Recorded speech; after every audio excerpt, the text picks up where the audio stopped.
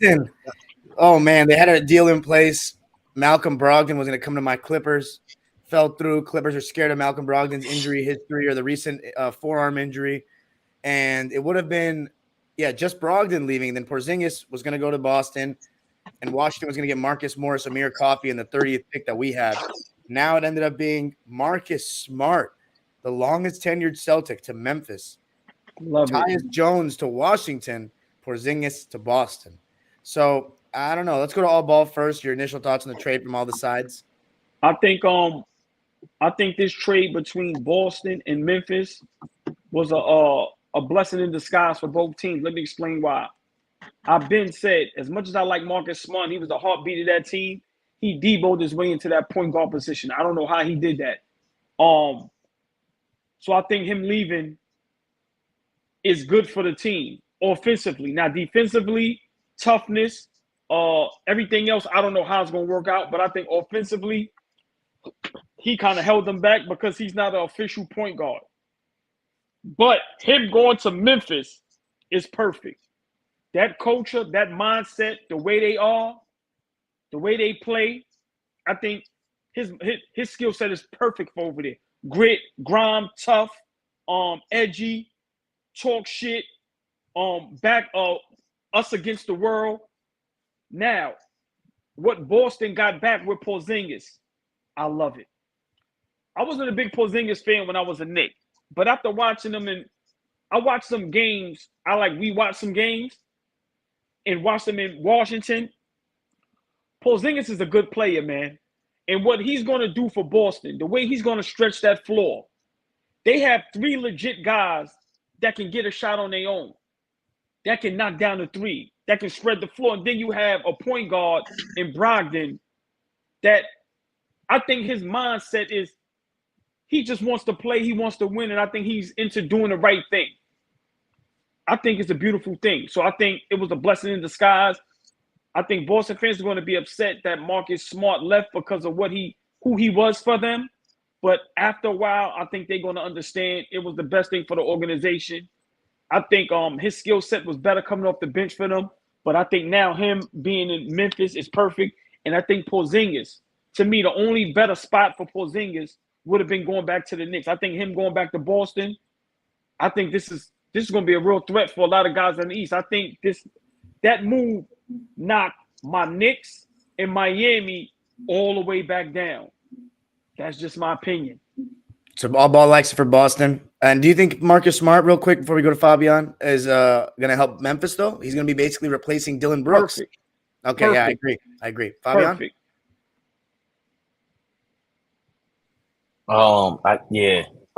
The only thing, I think AllBall hit everything on the nose. Smart replaces Dylan Brooks. That's a major upgrade, but you lose the Tyus Jones thing, and you kind of like deal with Marcus Smart's knucklehead moves.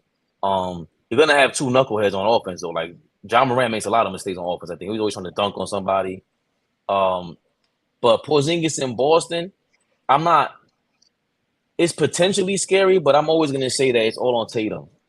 Like, if Tatum is playing his lackadaisical game, they're not going anywhere. And you just added somebody else that's Brown isn't getting. He can't even dribble with his left hand and go left still. Like, that's crazy. But that's a huge thing. That's a huge thing. But that's what I'm saying. Tatum is the one with the utmost potential and skill on that team. And Porzingis, he's got. You know what he got better at since he's been on the Knicks? And I loved him on the Knicks. He was the unicorn for real. But once he got hurt, he was done. His passing from the post, high post, low post, top of the 3-point key, he replaces Robert Williams and I think Horford, and he's more of a threat. You can't just lean off of him and sag as you taught me. Pause, dime dropper. You can't just sag off Porzingis. He's chucking on. Hold on. Stay right there. I'm gonna let you finish. What Porzingis did, I'm so sorry because I don't want to forget this. It's very important when you get certain guys on your team. Now it puts everybody in their proper place. Now Al Horford can play the 4. Now Robin Williams, there's no pressure on him. So Porzingis puts everybody in their proper place. Now you have a legit 2 guard at Brown and a legit 3 at Tatum. So to me, that's what makes them dangerous. I'm sorry, guys. I just didn't want to forget that. No, I think that is well said, and it looks great on paper. But again, all their heart relies on Tatum. That's really what it boils down to. I would think Porzingis is an upgrade for them because I didn't really see the Marcus Smart. Whatever he did on defense this year and last year, I never thought it was all that, to be honest with you. He did his thing, but it wasn't crazy. But he would turn the ball over so much and make all these knucklehead plays that it was like, all right, what are we doing here? Porzingis is now a legit shot blocker, rim protector. They have more of that. They really have. Remember, Robert Williams got injured. So now you got Porzingis and Robert Williams. That's kind of tough defensively. So again, I see here, Dallas Austin said Porzingis is not going to be the difference. Man, listen, you rather him shoot that rock than Marcus Smart. Hold on, That's crazy. Hold on, Flea, before you go. Brogdon at the 1, Jalen at the 2, Tatum at the 3, Porzingis at the 4, Williams at the 5. They still got Grant Williams coming off the bench, Horford, Derek White.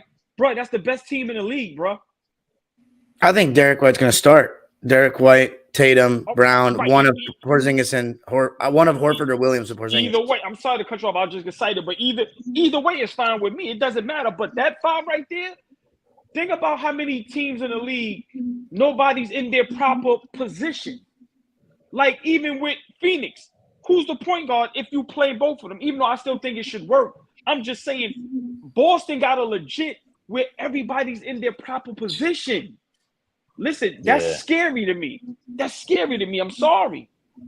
I think it makes Boston the favorite, preseason favorite to come out of the East.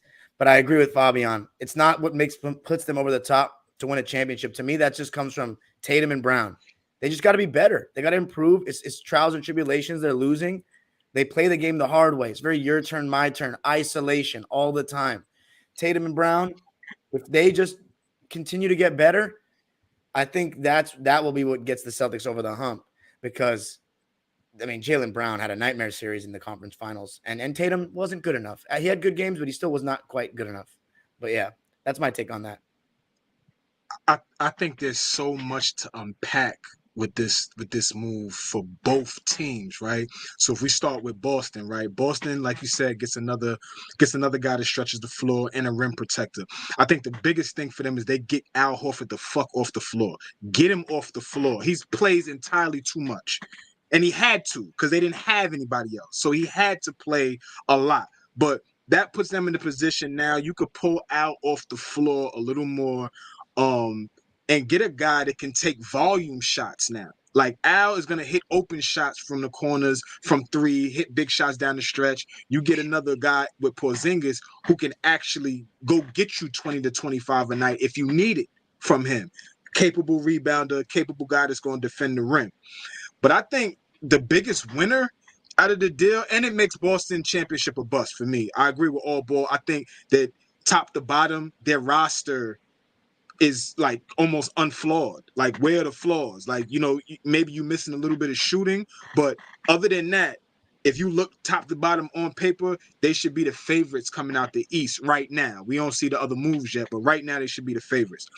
Memphis, I think, is the biggest winner out of this whole thing. We've been watching Ja Morant struggle with trying to figure out how to be an adult. I think you finally get an adult in the locker room with Marcus Smart. He's an older player, a guy that could kind of corral that locker room and tell them kids, stop acting like fucking kids. Let's grow up. And y'all got a good thing right here. Memphis got the last 2 defensive player of the year on their roster in their starting lineup right now. In their starting lineup, Triple J and Marcus Smart, back-to-back defensive player of the year. Good point. So now, and Marcus Smart is a great stopgap for that 25 games you're going to miss Ja Morant. So, and that allows those guys to get some chemistry with Marcus Smart. So I think that they the biggest winner in this whole shit right now. You get Steven Adams back. You get Brandon Clark back. You get, you get Marcus Smart. You get Ja Morant back. Watch out for Memphis. I'm just saying, if they get their head on their shoulders right and they actually play, they're going to be very, very good with that addition. And another move that I thought, that's a part of that deal, Tyus Jones and Jordan Poole is your backcourt going forward with Washington. They tanking. They trying to figure out what they're going to do going forward. But they got a point guard who doesn't turn it over, and they got a 2 guard, and they got a 2 guard that could fill it up when he gets the minutes.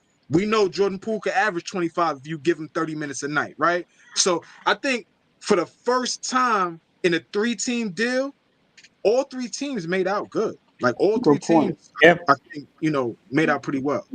The